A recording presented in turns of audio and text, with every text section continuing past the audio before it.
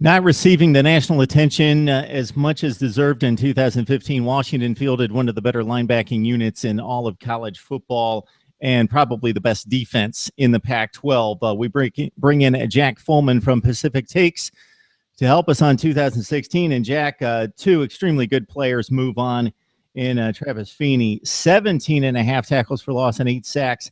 Corey Littleton, strong contributor as well, with 11 tackles for loss, 6 sacks. They're gone, but you got a couple studs leading this group this fall. Yeah, it's going to be really hard to replace the pass rushing on the edge that Feeney and Littleton brought. And they were two similar guys who were, the 6'4", 225-ish player that is long and just as a pure pass rusher on the edge, kind of a hybrid linebacker, defensive end in passing situations. There's no direct guys they have on their roster to replace those two guys, but what they do have is two guys who really had huge years last year, and Azeem Victor, who's the inside linebacker, and then Keishaw Bierria, who's an outside linebacker who did some things as well as a pass rusher who's going to try to help fill that void.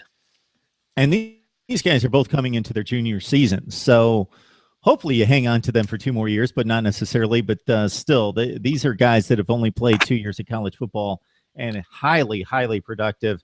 Victor, 95 total tackles, 9 tackles for loss. Bierria, 77 total tackles, 7.5 for loss, 3.5 sacks. So around them, though, not necessarily proven commodities. Who are the guys that are in the mix to try to fill the gaps and complement what these two guys bring to the table? Yeah, one key guy to mention is Joe Mathis. He's kind of hard to define because he's one of those guys. Is he a defensive end? Is he an outside linebacker? You think he's listed as like a buck, which is kind of a weird position.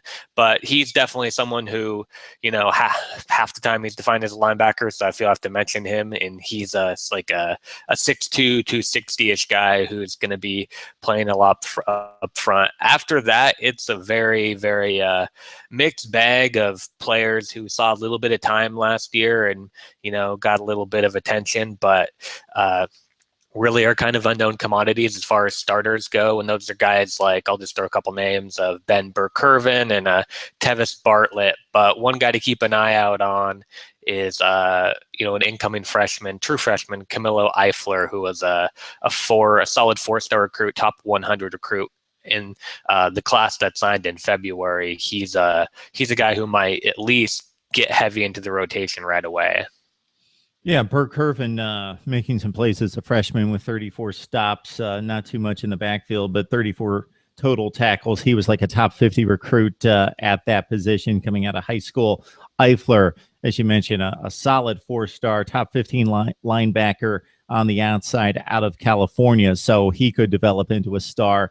And very unlikely that anybody else that's just coming onto campus that's going to be able to crack much playing time, except for he's got the chance to do it. Jack, I know you're aware of DJ Beavers, Kyler Manu, a couple top 50 type recruits from a couple years ago that we probably won't see.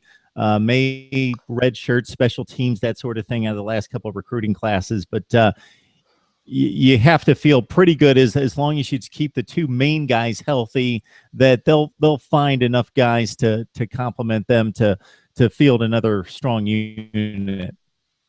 Yeah, Victor is one of the best inside linebackers in the country, and Bierria had some really nice games, particularly the USC game from last year where he rushed the passer a lot.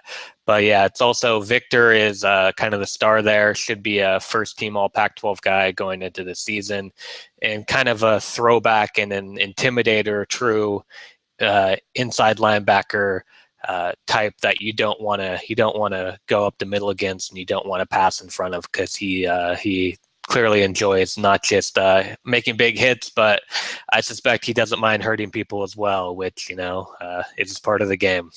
So again, it's 2 of the best linebackers in the country moving on in Littleton and Feeney, but Victor and Bierria move on, or they stay on campus, and they could be 2 of the best. And if you win games, then people are going to draw the attention there, and Washington's getting that kind of preseason type hype as a possible top 15 type club that's going to contend for a Pac-12 championship.